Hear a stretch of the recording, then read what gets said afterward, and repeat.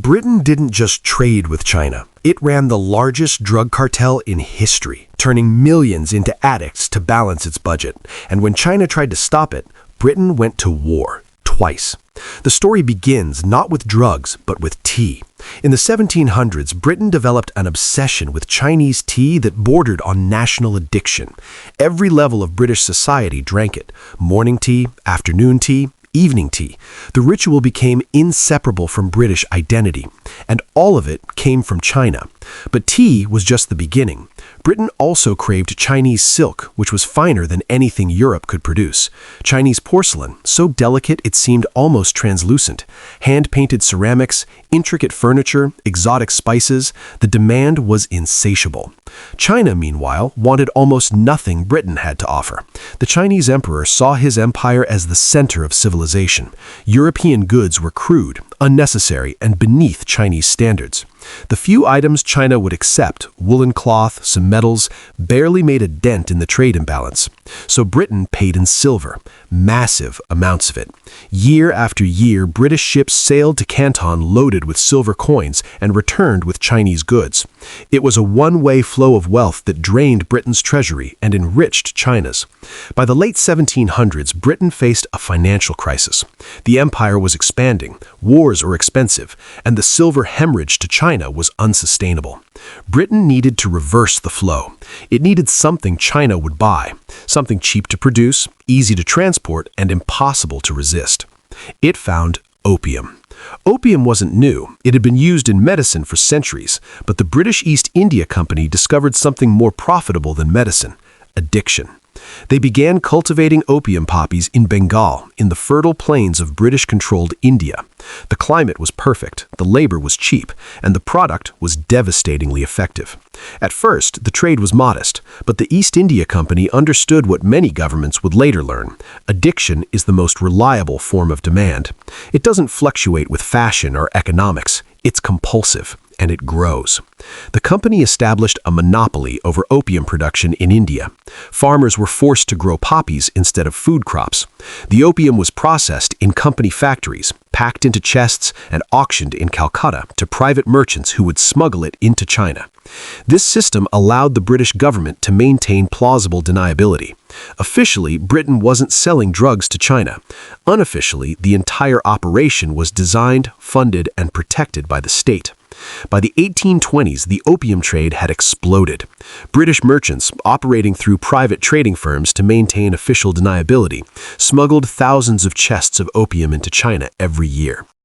Each chest contained around 60 kilograms of raw opium, enough to supply thousands of users.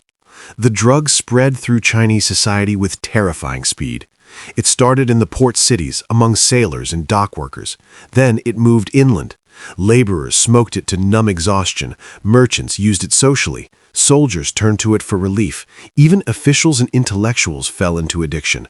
The mechanics of addiction were brutally efficient. Opium created euphoria, then dependency, then desperation. Users needed more to feel normal. Families sold possessions to buy it.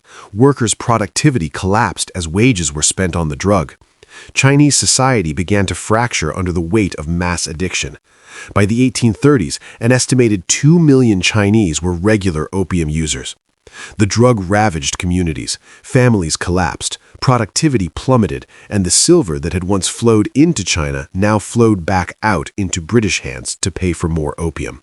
The trade imbalance had reversed. Britain had solved its financial problem, but China was now facing its own crisis. The same silver drain that had threatened Britain now threatened China. But worse, the social fabric was disintegrating. The Chinese government watched in horror as the empire decayed from within. The Qing emperor knew the opium trade was destroying his people, but stopping it was nearly impossible. The trade was too profitable, too entrenched, and too protected by British power. In 1839, the emperor made a decision. He appointed Lin Zexu, a respected official known for his integrity and determination, as imperial commissioner. Lin's mission was simple: end the opium trade. Lin Zexu arrived in Canton and immediately took action. He wrote a famous letter to Queen Victoria, asking her how she could allow a trade that destroyed lives. He demanded that foreign merchants surrender their opium stocks. When they hesitated, he blockaded the foreign factories, trapping the merchants inside until they complied. Eventually, they handed over more than 20,000 chests of opium, over 1 million kilograms. Lin didn't sell it. He didn't redistribute it. He destroyed it. Publicly. He had the opium mixed with lime and salt and flushed into the sea. It took weeks, and it sent a message. China would no longer tolerate this trade. Britain's response was war. The British government, pressed by merchants who had lost fortunes and by an East India Company that depended on opium profits, sent warships to China. This wasn't a war over territory or insults or diplomatic protocol. It was a war to force China to accept British drugs. The First Opium War began in 1839, and it was a massacre. China's military was massive but outdated. Its navy relied on wooden junks. Its soldiers carried matchlock muskets and swords. Britain, by contrast, had iron-hulled steamships, rifled artillery, and explosive shells. Chinese coastal defenses shattered under bombardment. The British forces moved up rivers and occupied cities with minimal resistance. The technological gap was overwhelming. A single British warship could destroy entire Chinese fleets. British troops could land anywhere on the coast and face little effective resistance. It wasn't a war. It was a demonstration of industrial military superiority. In 1842, China surrendered. The Treaty of Nanking was one of the most humiliating agreements in Chinese history. China ceded Hong Kong to Britain in perpetuity. It opened 5 ports to British trade. It paid 21 million silver dollars in reparations, and critically, it agreed to lower tariffs and allow British merchants to operate freely.